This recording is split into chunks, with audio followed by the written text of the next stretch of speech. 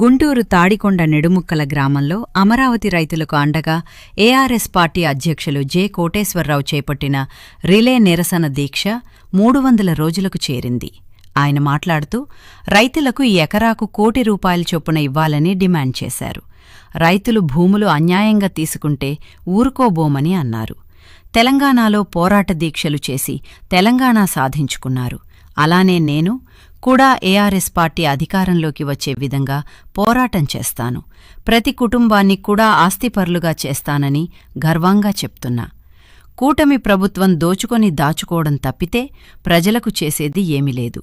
కొంతమంది రాజకీయాలు అడ్డుపెట్టుకుని 100 కోట్ల వెనకేసుకుంటున్నారు అని ఎద్దేవా చేశారు.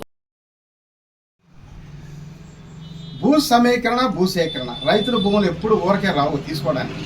ఇచ్చారు, ఫస్ట్ అయిపోయింది. ఆ పరిస్థితి వేరు. 5 లక్షలు 6 లక్షలు పొలం కాబట్టి ఇచ్చారు.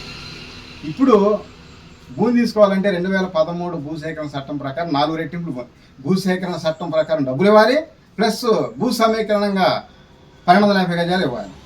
ఇలాగే కొనసాగుతూ ఉండి మొండి వైఖరితో ఉంటే ఎకరం కూడా ఇరు.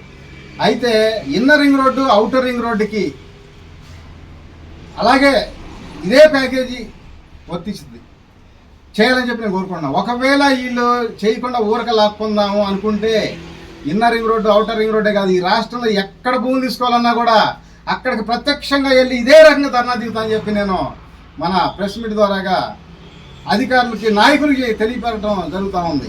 నేను గతంలో కూడా చెప్పా, ఎక్కడైనా భూములు అన్యాయంగా తీసుకుంటే ఊరుకోము, మేము ఎదురు తిరుగుతాము.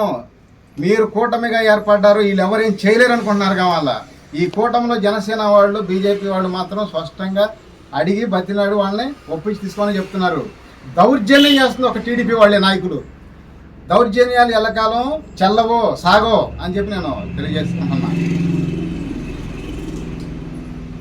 అలాగే మొన్న ఇంకొక ఆయన అంటాడు, ఏమన్నా రంగా గారు లాంటి వాళ్ళనే ఏదో చేశారు, నీ దీక్ష నువ్వేనా గొప్ప, నిన్ను కూడా లేకుండా చేస్తా అని చెప్పి ఎదిరించారు. నేను ఒకటే అన్నా, దేవుడు ఇక్కడ రాసిందని ఎవడో ఏం చేయలేడు. తెలంగాణ 60 సంవత్సరాలు పోరాడినారా అని తెలంగాణ పెద్ద పెద్ద దొబ్బుటోళ్ళు పెద్ద పెద్ద ఎత్తోటోళ్ళు చేశారు. ఈ బక్క కేసీఆర్ ఏం చేస్తాను అన్నాడు అన్నారు. అదే బక్క కేసీఆర్ తెలంగాణ సాధించడా లేదా? అలాగే ఈ జేకేఆర్ ఈ రాష్ట్రంలో ఏఆర్ఎస్ పార్టీ అధికారంలో తీసుకొచ్చి ప్రతి కుటుంబం 10 కోట్ల ఆస్తి పనులు చేశారని చెప్పి నేను గర్వంగా చెప్తా ఉన్నాను. 100% జరిగి తీరిద్ది. వీళ్ళు ఇలాగే మా పార్టీలు మేము గెలిచినాక అందరి పార్టీ గెలవని మా పార్టీ ఎవరికి ఏమీ చేయరు. వాళ్ళు లోన్ చెప్పుకోవడం తప్పితే లోన్ అన్నీ కూడా దాచుకోవడం తప్పితే ప్రజలకి ఒరుగుతుంది ఏమీ లేదు. రాజకీయం అని చెప్పి అడ్డం పెట్టుకొని 100 కోట్లు 1000 కోట్లు లక్షల కోట్లు కొన్ని కుటుంబాలు వెనకేసేసుకుంటున్నారు.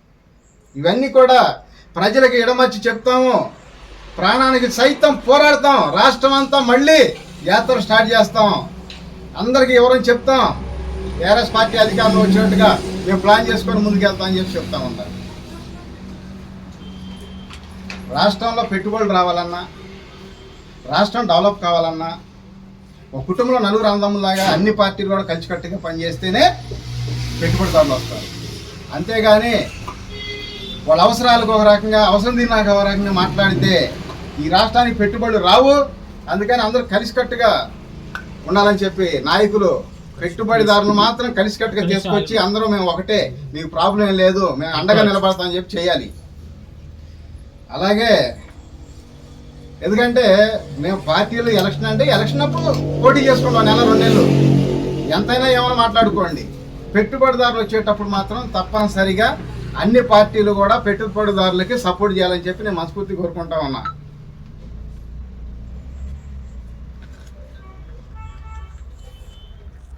అలాగే ఆంధ్రప్రదేశ్లో రాజకీయం లేకపోతే 2 కుటుంబాలు కాదు, ఆంధ్రప్రదేశ్ 5 కోట్ల మంది ప్రజలు.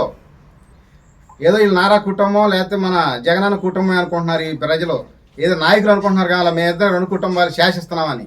ఇలా మార్పులు వస్తే ఏఆర్ఎస్ పార్టీ లాంటి వాళ్ళు కూడా అధికారంలోకి వస్తారు. రేపు ప్రతి కుటుంబం 10 కోట్ల ఆస్తి పరులు అవుతారు. ఈ రాష్ట్రంలో 5 కోట్ల మంది ప్రజలు ఉన్నారు. ప్రజల ఓట్లు మా పూర్వీకుల ఆస్తి అనుకోవద్దు. ప్రజలు ఎదురు తిరిగి వాళ్ళందరికీ వాళ్ళు ఓటేసుకుంటే ఇక ఎప్పటికీ మీరు అధికారంలోకి రాలేరని చెప్పి నేను మన ప్రెస్ మీట్ ద్వారాగా ప్రజలకు తెలియజేయడం జరుగుతూ ఉంది. ఎందుకంటే రాజధానిలో భూములు తీసుకుంటే స్పష్టత ఇచ్చి తీసుకోవాలి, లేకపోతే మీరు తీసుకోవట్లేదని స్పష్టమైన హామీ ఇవ్వాలి. ఒకళ్ళు 2 లక్షల కోట్లు ఖర్చు అంటాడు, ఒకళ్ళు 1 లక్ష కోట్లు ఖర్చు అంటాడు. ఏమొద్దు.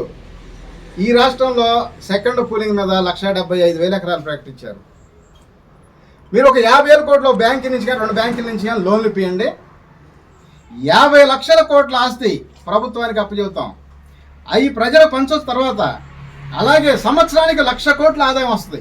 50,000 కోట్లు పెట్టి పొలం తీసుకొని స్టార్ట్ చేస్తే 1,00,000 కోట్లు సంవత్సరానికి ఆదాయం వస్తుంది రాజధానిలో. ప్రతి సంవత్సరం 1,00,000 కోట్ల ఆదాయం. నేను చూపిస్తాను ఎలాగో కూడా, మీకు తెలియపోతే. ఎందుకంటే మీరు మీ కుటుంబాల కోసం రాజకీయాలు చేస్తున్నారు, నేను ప్రజల కోసం రాజకీయం చేస్తున్నాను. అది